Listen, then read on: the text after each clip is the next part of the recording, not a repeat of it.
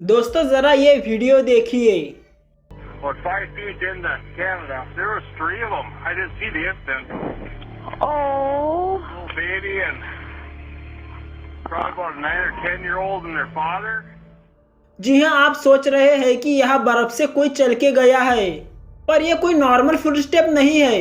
ये जो foot step है ये है हमारे गुजरात में रहने वाले जगदीश पटेल के 4 लोगों के। पटेल परिवार जा रहा था डोंकी प्रोसेस के थ्रू इनलीगली कनाडा बॉर्डर से अमेरिका, लेकिन कनाडा पुलिस को कनाडा बॉर्डर से सिर्फ 12 मीटर दूर ही पूरे पटेल परिवार की लाशें मिलती है। इन चारों ने बहुत बर्फीले मौसम में दम तोड़ दिया। शायद इन्हें पता ही नहीं था कि यहाँ पर -35 डिग्री सेल्सियस की ठंड में इन्हें ये बॉर्डर क्रॉस करना पड़ेगा। पूरे पटेल परिवार की बहुत दर्दनाक मौत हुई, लेकिन यहाँ पर ऐसे मरने वाला पटेल परिवार इकलौता नहीं है। कई इंडियंस और कई पूरी दुनिया भर के लोग कोशिश करते इन लीगली अमेरिका जैसे देशों में जाने के लिए इस डोंकी प्रोसेस के जरिए, और इनमें से कई लोग अपनी जान गंवा देते हैं इस कोशिश में। क्या है ये डोंकी प्रोसेस और लोग इस डोंकी प्रोसेस के थ्रू जाते ही क्यों है, आए जानते हैं रोहन पांडे टीवी की इस वीडियो में। Border breaks a new record of 12,000 encounters in a single day. And a worry that there's not enough resources to handle the rush. 35-40 lakh रुपए दे रखे हमारे माँ बाप ने। अब न 2 महीने हो गए हमारे माँ बाप तक बात भी नहीं करी। There's a hidden agenda here. You know, you disappear here. दोस्तों, डोंकी प्रोसेस का मतलब होता है बिना वीज़ा के किसी देश में जाना। आज से 10 साल पहले ज़्यादातर लोग डोंकी प्रोसेस के जरिए यूके जाते थे, क्योंकि यूके के पास यूरोप की शेंगेन जोन है जिसमें टोटल 27 देश इन्वॉल्व है। इन 27 देशों में से आपके पास किसी भी एक देश का वीज़ा हो तो आप बिना वीज़ा के एक देश से दूसरे देश जा सकते हो, लेकिन यूके कभी भी इस जोन का हिस्सा नहीं रहा। पूरी दुनिया भर के लोग अलग अलग तरीकों से यूके के अंदर घुसने की कोशिश करते थे। कुछ लोग ट्रकों में ट्रैवल करते थे, कुछ लोग पानी से तो कुछ लोग पैदल ही चलकर पूरा सफ़र करते थे। लेकिन आज के दिन ज़्यादातर लोग यूके की जगह अमेरिका जाने के लिए सोचते हैं इस डोंकी प्रोसेस के ज़रिए। किसी भी देश में जाने के लिए इंडिया से सबसे ज़्यादा पंजाब, हरियाणा, गुजरात से लोग जाते हैं इस डोंकी प्रोसेस के ज़रिए। हमारे इंडिया में ऐसी कई हज़ारों वीज़ा कंपनीज और एजेंसीज है जो ये काम करवाती है। इन कंपनीज में जो एजेंट होते हैं जो लोगों को इधर से उधर ट्रांसपोर्ट करने का काम करते हैं, उन्हें डोंकर्स कहा जाता है। अगर आपको डोंकी प्रोसेस के थ्रू अमेरिका जाना है तो वो लोग आपसे 50 से 60 लाख रुपए मांग सकते हैं, जिसमें आपके फेक डॉक्यूमेंट बनवाएंगे, ट्रैवल में आपको असिस्टेंट करेंगे, आपके खाने पीने का बंदोबस्त करेंगे, आपके रहने का बंदोबस्त करेंगे। अगर आपके पास 50 से 60 लाख रुपए नहीं है तो उनके पास एक इकोनॉमिक पैकेज भी होता है। इस पैकेज में आपको सीधा बॉर्डर तक ले जाएंगे और उसके बाद पूरा रास्ता आपको खुद को पैदल चलकर जाना होगा।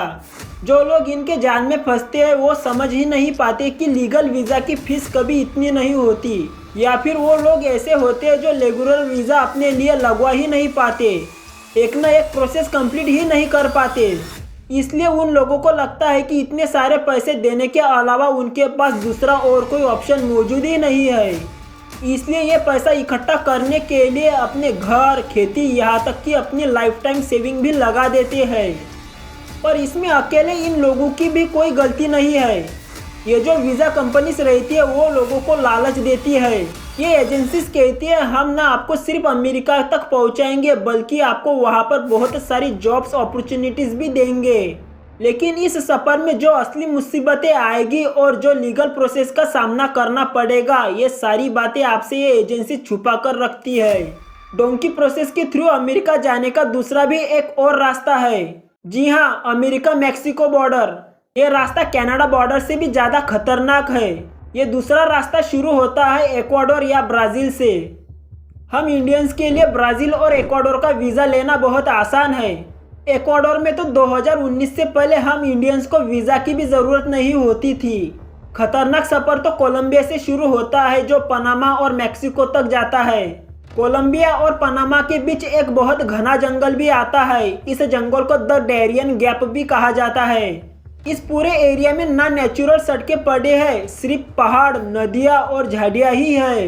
इस जंगल में कोई सरकारी अथॉरिटीज़ भी मौजूद नहीं है। और इस जंगल को मोस्ट डेंजरस जंगल्स में गिना जाता है, क्योंकि इस जंगल को गोरिल्ला ग्रुप्स इस्तेमाल करते हैं। जो लोग इस रास्ते से सफ़र करते हैं वो इन गोरिल्ला ग्रुप्स के हाथों मारे जाते हैं। इस जंगल को पार करने के बाद मेक्सिको का रेगिस्तान आता है, जहाँ पर बहुत ज़बरदस्त गर्मी पड़ती है। और फिर आती है अमेरिका मेक्सिको बॉर्डर की दीवार, जिसे डोनाल्ड ट्रंप के अंडर बनवाया गया है। International organization migration news report के मुताबिक यूएसए मेक्सिको बॉर्डर को क्रॉस करते समय हर साल 686 लोग मारे जाते हैं। ये दोनों रास्ते ही इतने खतरनाक होने के बावजूद भी लोग डोंकी प्रोसेस में लाखों रुपए खर्च करते हैं और अपनी जान खतरे में डालते हैं। पर क्यों?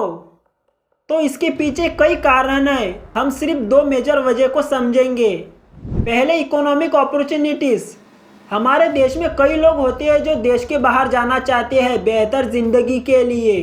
ऐसे लोग अमेरिका, यूके जैसे देशों से बहुत प्रभावित होते हैं। उन्हें लगता है कि एक बार हम इस देश में पहुंच गए तो हमारी ज़िंदगी बदल जाएगी। आमतौर पर जो लोग बहुत अमीर होते हैं या फिर उनके पास ठीक ठाक पैसा होता है, वो लोग भी सेम रीज़न से बाहर जाना चाहते हैं। लेकिन उनके पास लीगल प्रोसेसेस भी बहुत होते हैं।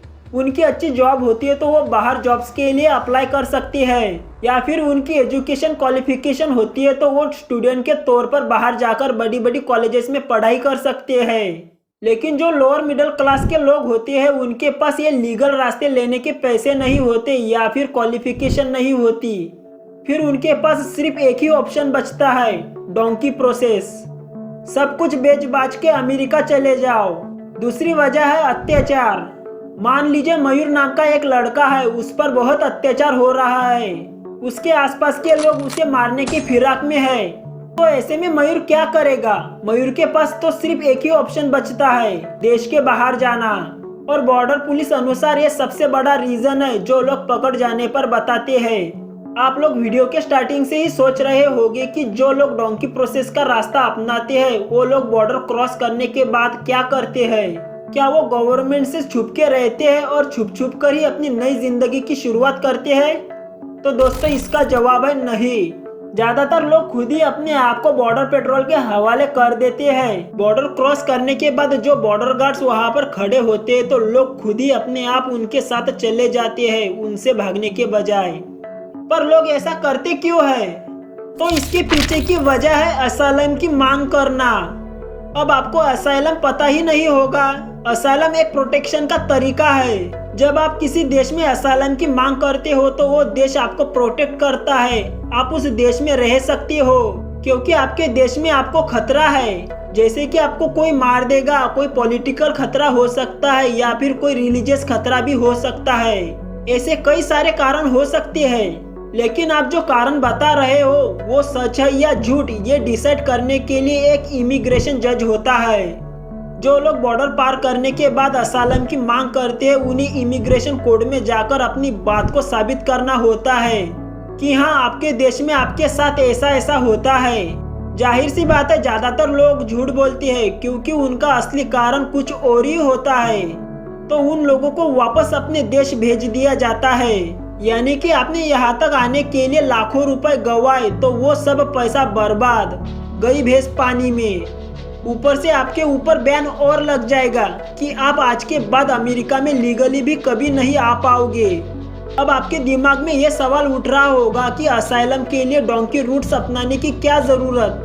तो इसके पीछे का रीज़न ये है कि असाइलम उन्हीं लोगों को दिया जाता है जो एक्चुअली में उस देश में मौजूद होते हैं। अमेरिका के रूल्स के अनुसार अगर आपको अमेरिका में असाइलम चाहिए तो आपको अमेरिका के बॉर्डर पर होना चाहिए। आपको ये भी बता दें कि एक असाइलम को कम्प्लीटली पूरा होने में 10 साल का वक्त भी लग सकता है। तब तक आपको डिटेंशन सेंटर में रहना होता है जिसमें कई हजारों लोगों को एक ही कमरे के अंदर बंद कर दिया जाता है और कई महीनों तक वही पड़े रहते हैं जब तक कि पुलिस वाले बोलते नहीं कि अब आपका नंबर है। उम्मीद है आपको डोंकी प्रोसेस बराबर समझ आया होगा। उम्मीद है आप लोग इस वीडियो को लाइक और शेयर करोगे और चैनल को भी सब्सक्राइब करोगे। मिलते हैं अगली वीडियो में।